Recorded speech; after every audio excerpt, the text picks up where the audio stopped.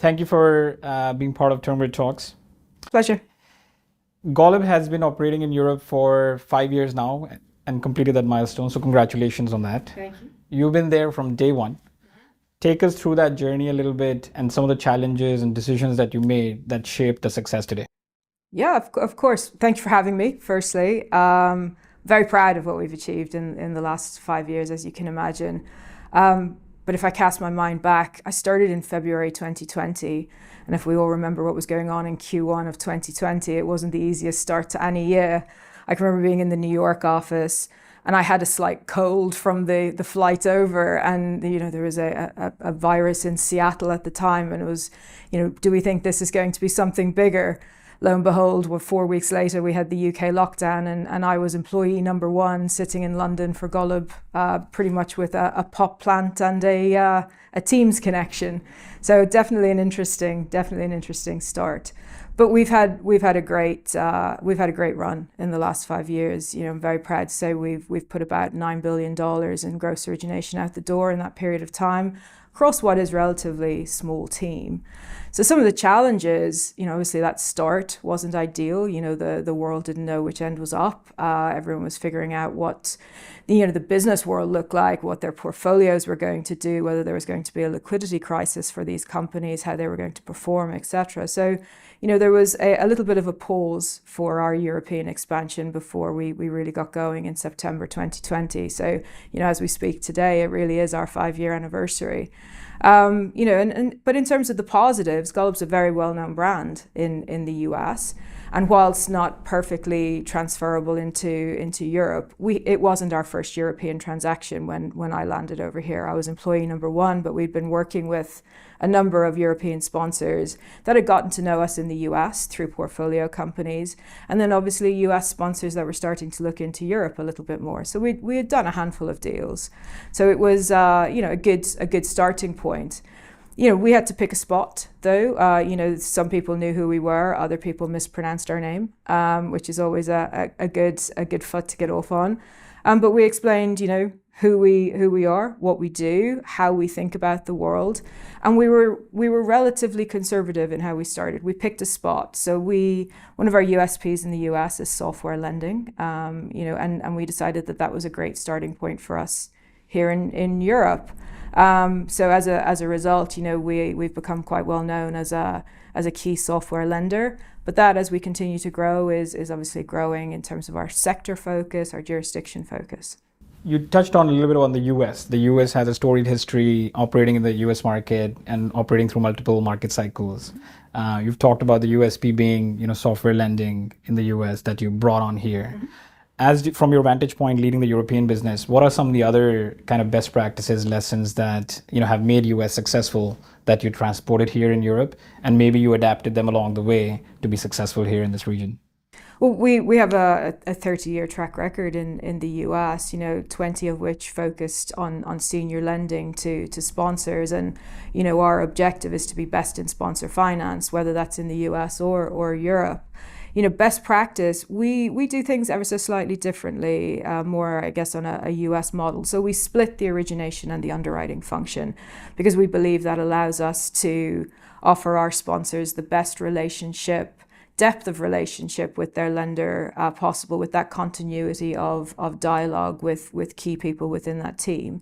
But then on the underwriting side, we have scale there. We have more than 100 underwriters across the platform, both in the US and Europe.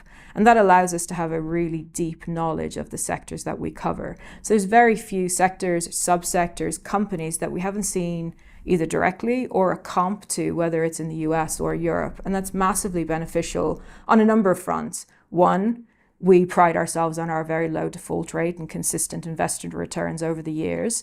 But two, it's that dialogue with the sponsor as well. They want to know in very short timelines when we're talking on processes that we understand the companies that they're interested in, and they're not starting at ground zero to explain, what it is that a healthcare IT software business is trying to deliver. So that, that best practice of, being arranged across verticals within underwriting and having that deep dive across the portfolio, across the market has been very, very valuable.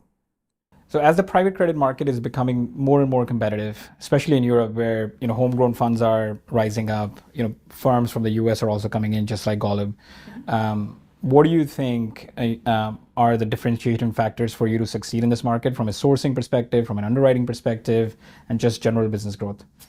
Sure, I think there's probably a few legs to that stool, if you will. So let's start on the sponsor angle. As I mentioned, we split out origination from underwriting. So that origination piece, that relationship with the sponsor, what we've found over the years, both in the US and also here in Europe, sponsors want a smaller group of lenders that they can call on pretty much any opportunity they're looking at, whether that is a 20 million EBITDA loan, base loan, or a recurring revenue loan, right up to 75 million, 100 million, and larger than that.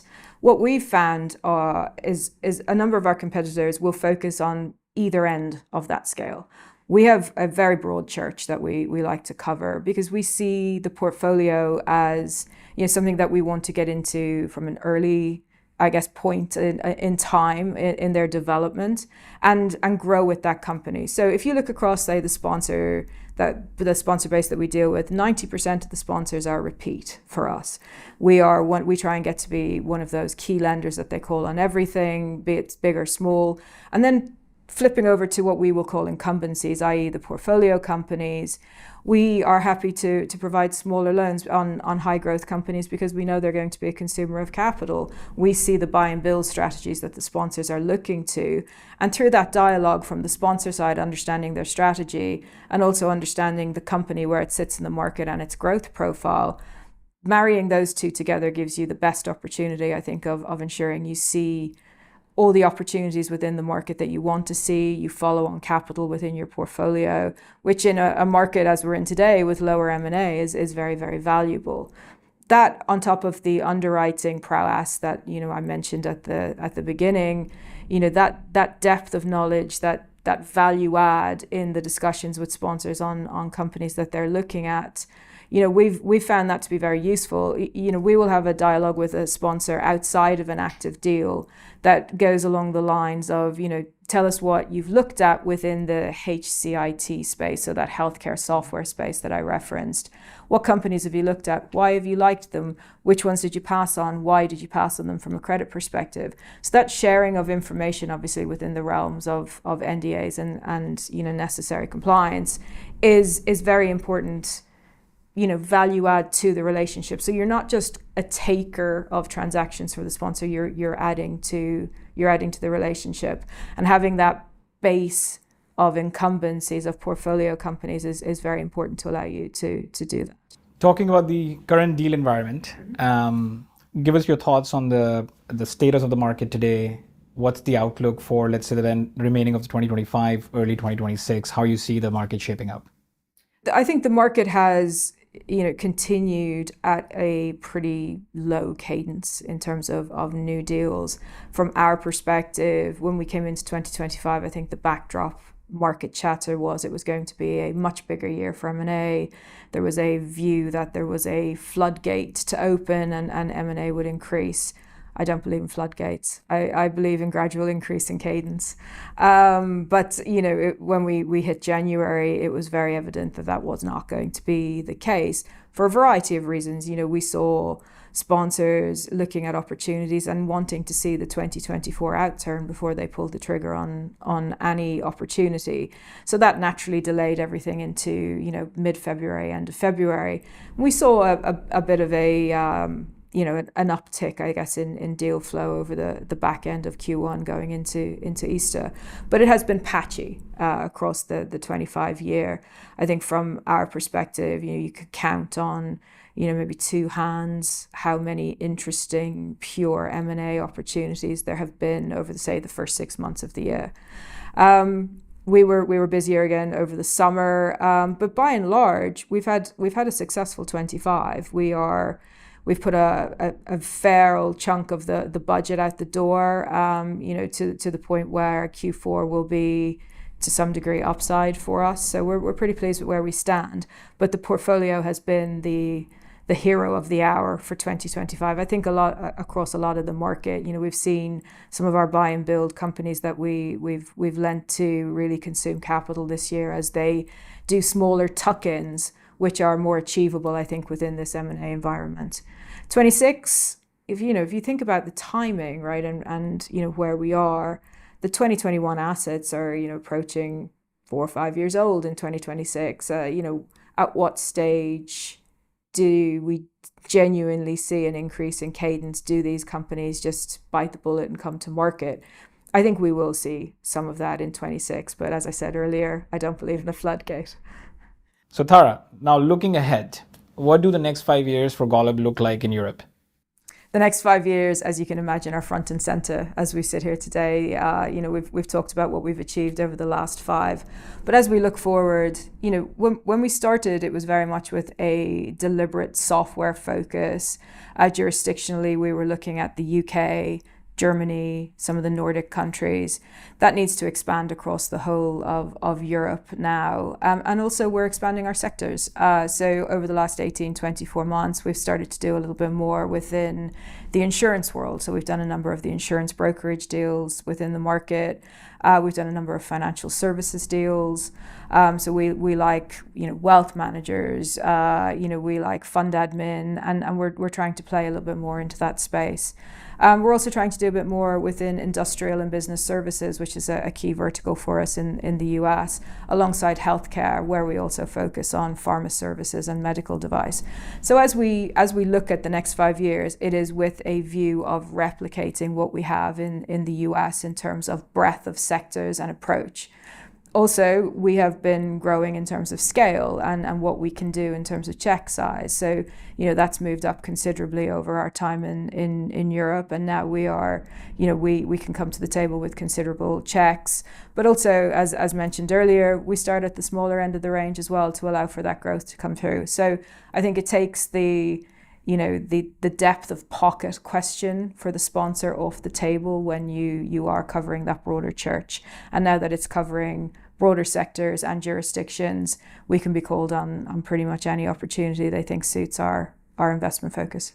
You began your career in banking and transitioned into private credit when this industry was still pretty nascent. What drove you towards private credit, and what advice would you have to somebody looking to get into private credit and make a similar move like you did? Yeah, sure. It's a question, when I was prepping for this and thinking about it, it's the one that probably caused me the most pause. Because I look back over my career and I just see 25 years of leverage finance and very little, differentiation across the piece. It's very much, how do I get the deal done? How do I have the relationship with the key sponsors in the market? And how do I put best of class assets in the portfolio? Whether I'm sitting in a bank or I'm sitting in, a fund, that has always been my approach. But when I look back over it, why did I make the jump out of the bank into the fund? I think that was, at that time, it was very much a product within the mid-market space that was being de-emphasized by the banks. The banks have some caps on what they can hold in any given deal. It's expensive for them to allocate capital against these transactions, and that was becoming more and more clear as we kind of went through 2010 into 2012, and the market was starting to reopen and gain confidence again after the great crash. So I figured actually the future of deal doing was going to be within the private markets. We had seen the boom starting, if you will, within private equity. It made a lot of sense for there to be a mirroring private credit angle. I felt like that was the spot that I would get to look at the best deals, the larger variety of deals, the best in class, without going into more a large cap broadly syndicated team, obviously like a JPM or a Goldman's. That's never where I was in my career. I preferred the smaller mid-market space, and so it made a lot of sense for me at the time to move over and help develop that for one of the fund managers that was coming over from the US. And what advice would you give to somebody who's looking to get into this market now, all the growth that private credit has seen? How should they think about their career trajectory? I think when we interview for more junior colleagues, what are we looking for? We're looking for curiosity. I think we're looking for someone who has excellent technical skills, but that's almost not secondary, but it's an assumption that they are there. We will test them naturally in the interview process. But it's that curiosity, why do you want to look at a healthcare software business and then the next day a pharma services business in Germany? What is it that interests you about the job? How do you see longevity within this career? And I think if understanding businesses and what makes them work and how they grow and how they sit within the broader economic environment, if that's of interest, then this is the job for you. I think you get to look at a lot of different companies. Back in the day, I'm dating myself now, but back in the day when site visits were more regular, it's fascinating to see the inside of everything from a business that I went to see that made curry for supermarkets, where I had to wear pink wellies because the CEO thought it was very nice that he had a woman coming to the site visit, so he had pink Wellingtons made for me, to actually understanding how extractor fans work in massive engineering efforts for tunnels. So it's very broad, it's very varied, and I think no 2 days are the same from a deal perspective. And I think that's, if your curiosity leads you down that road, this could be an interesting angle.